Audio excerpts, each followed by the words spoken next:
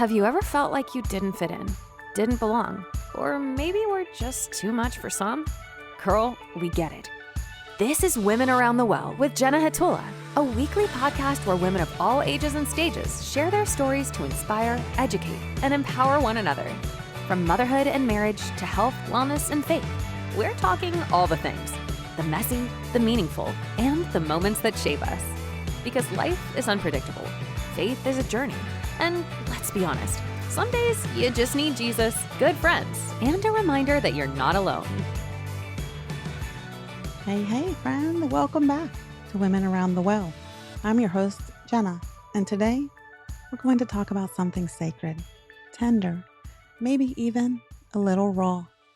How do we restore our marriages after betrayal? Now, I know this may be a hard episode for some of you to listen to, but I also believe it could be the most hope-filled 20 minutes of your week. If you're walking through betrayal right now or carrying wounds from the past, this is for you. If someone you love is hurting in their marriage, this is for them too. So grab your coffee or your journal, just a quiet space, and lean in. This one's from the heart. First, let's anchor ourselves in Psalms 147:3. He heals the brokenhearted and binds up their wounds. That word, binds, is so gentle. It reminds me of a nurse wrapping up a deep wound, patiently, lovingly, without rushing. That's what our God does. He doesn't ignore your pain. He rolls up his sleeve and he enters it with you. Let's be honest. Betrayal is a gut punch. It knocks the wind out of you. It could be a text you weren't supposed to see, a confession you never saw coming, or maybe it's the cold silence that becomes louder than any words spoken.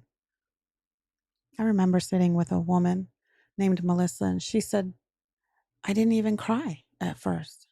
I just felt numb, like my whole world lost color. That numbness, it's your body's way of surviving, and that's okay.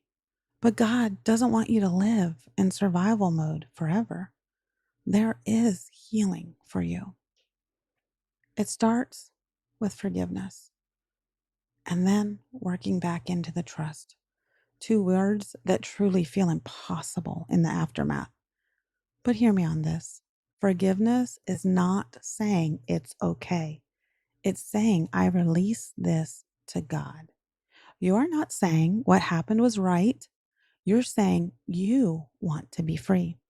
Because this is the deal. Forgiveness isn't a one and done moment. It's a process. Sometimes, in full transparency, a daily one. And that's okay. Jesus didn't wait for us to earn forgiveness. He gave it while we were still sinners. And he invites us to walk in that same grace, not from our own strength, but from his. Stormy Martarian, hope I'm saying her name right. The Power of a Praying Wife was a book that changed my prayer life forever. Over 20 years ago, I read that book, and there were times that I didn't have words, just groans, tears, or silence. But the book reminded me that prayer isn't about perfect words. It's truly about an open heart. One prayer I leaned on often was, Lord, teach me how to love him like you do. Even when I didn't feel it, I prayed it because love isn't always a feeling. It's a choice. And prayer is our way of asking God to show us how to love like he does, because it's not our first natural flesh instinct, if we're being honest. In another book that we worked through in our marriage counseling was In Love. It's called Love and Respect by Dr. Emerson Eggerichs. He writes about how men crave respect and women crave love. It might feel impossible to show respect after betrayal, but if your husband is repentant and seeking change, rebuilding that respect can take one step at a time. But it can be part of the healing. It doesn't mean ignoring your pain. It means inviting God to help you see your husband not just as the one who hurt you, but as someone else in need of healing too. I like to remember when we're having struggles, whether it's an argument or misunderstanding or just two strong willed people coming together who want their own way, to remember that he's the image of Christ. He's a direct reflection. As a Christian man, I remind myself he is a good willed man. This is not of his character. This is not his calling.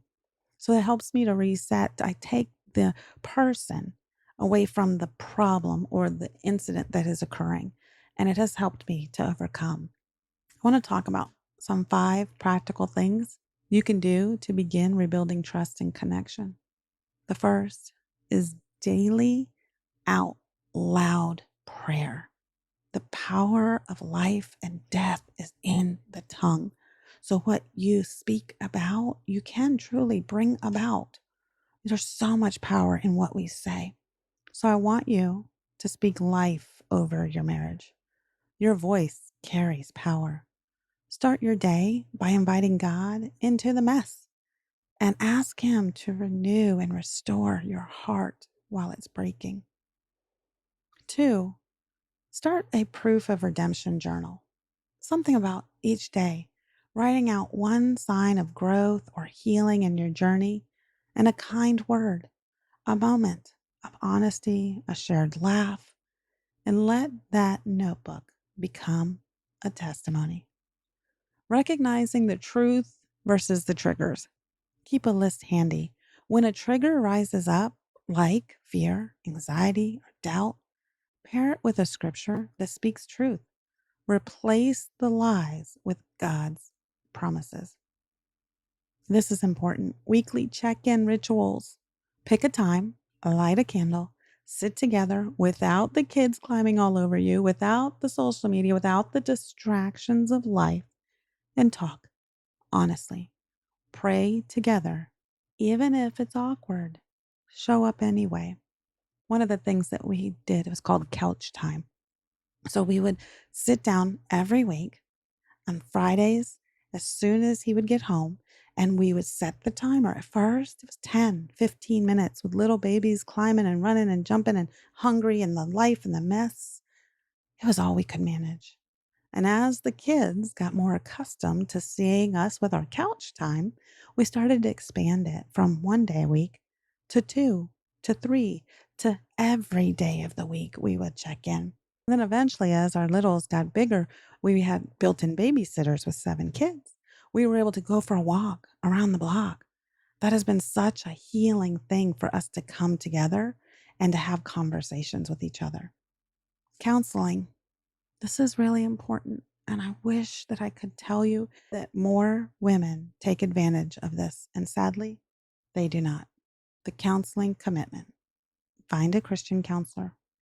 Go together and individually. There is no shame in needing help. It's actually a sign of strength.